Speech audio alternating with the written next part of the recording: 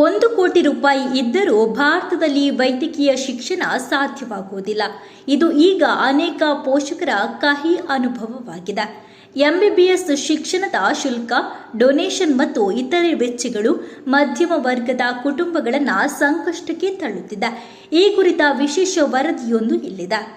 ಭಾರತದಲ್ಲಿ ವೈದ್ಯಕೀಯ ಶಿಕ್ಷಣ ದಿನದಿಂದ ದಿನಕ್ಕೆ ದುಬಾರಿಯಾಗುತ್ತಿದೆ. ವಿಶೇಷವಾಗಿ ಖಾಸಗಿ ವೈದ್ಯಕೀಯ ಕಾಲೇಜುಗಳಲ್ಲಿ ಎಂಬಿಬಿಎಸ್ ಸೀಟ್ ಪಡೆಯುವುದು ಸಾಮಾನ್ಯ ಕುಟುಂಬಗಳಿಗೆ ಕನಸಾಗಿ ಉಳಿದಿದೆ. ಒಂದು ಸೀಟಿಗೆ ಕೋಟ್ಯಾಂತರ ರೂಪಾಯಿ ಬೇಕಾಗುವ ಪರಿಸ್ಥಿತಿ ನಿರ್ಮಾಣಗೊಂಡಿದೆ. 1 ಕೋಟಿ ಸಾಕಾಗುವುದಿಲ್ಲ.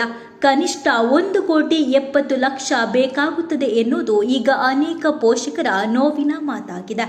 ಶುಲ್ಕ ಮಾತ್ರವಲ್ಲದೆ ಹಾಸ್ಟೆಲ್, ಪುಸ್ತಕ, ತರಬೇತಿ ಮತ್ತು ಇತರೆ ವೆಚ್ಚಗಳು ಸೇರಿ ಕುಟುಂಬಗಳ ಮೇಲೆ ಭಾರಿ ಆರ್ಥಿಕ ಹೊರೆ ಬೀಳುತ್ತಿದೆ. ನಮ್ಮ ಮಗಳಿಗೆ ವೈದ್ಯೆಯಾಗಬೇಕೆಂಬ ಕನಸು ಇತ್ತು. ಆದರೆ ಭಾರತದಲ್ಲಿ ಎಂಬಿಬಿಎಸ್ ಓದಿಸುವ ವೆಚ್ಚ ನೋಡಿದಾಗ ನಾವು ಬೆಚ್ಚಿ ಬಿದ್ದೆವು. ಕೊನೆಗೆ ಅನಿವಾರ್ಯವಾಗಿ ವಿದೇಶಕ್ಕೆ ಕಳುಹಿಸುವ ನಿರ್ಧಾರ ತೆಗೆದುಕೊಳ್ಳಬೇಕಾಯಿತು ಅನ್ನುತ್ತಾರೆ ಕೆಲ ಪೋಷಕರು. ವಿದೇಶಕ್ಕೆ ಮಕ್ಕಳನ್ನ ಕಳುಹಿಸುವುದು ಕೇವಲ ಹಣದ ವಿಚಾರವಲ್ಲ. ಪೋಷಕರಿಗೆ ಅದು ಭದ್ರತೆ, ದೂರದ ನೋವು ಮತ್ತು ಮಕ್ಕಳ ಭವಿಷ್ಯದ ಚಿಂತೆಯೊಂದಿಗೆ ಸೇರಿದ ದೊಡ್ಡ ನಿರ್ಧಾರವಾಗಿದೆ. ಒಮ್ಮೆ ವೈದ್ಯಕೀಯ ಶಿಕ್ಷಣ ಸೇವಾ ಮನೋಭಾವದ ವೃತ್ತಿಗೆ ದಾರಿ ಮಾಡಿಕೊಡುತ್ತಿತ್ತು. ಆದರೆ ಈಗ ಅದು ಶ್ರೀಮಂತರಿಗೆ ಮಾತ್ರ ಸೀಮಿತವಾಗುತ್ತಿರುವ ಆತಂಕ ವ್ಯಕ್ತವಾಗುತ್ತಿದೆ.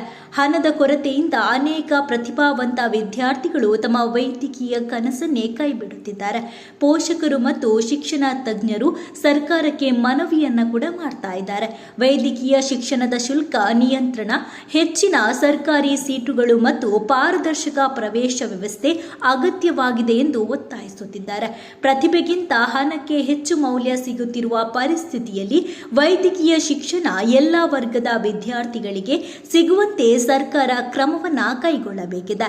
ಇಲ್ಲವಾದರೆ ಭಾರತದಲ್ಲಿ ಎಂಬಿಬಿಎಸ್ ಓದಿಸುವುದು ಶ್ರೀಮಂತರಿಗೆ ಮಾತ್ರ ಸಾಧ್ಯ ಎನ್ನುವ ಆತಂಕ ಮತ್ತಷ್ಟು ಗಂಭೀರವಾಗುವ ಸಾಧ್ಯತೆ ಇದೆ.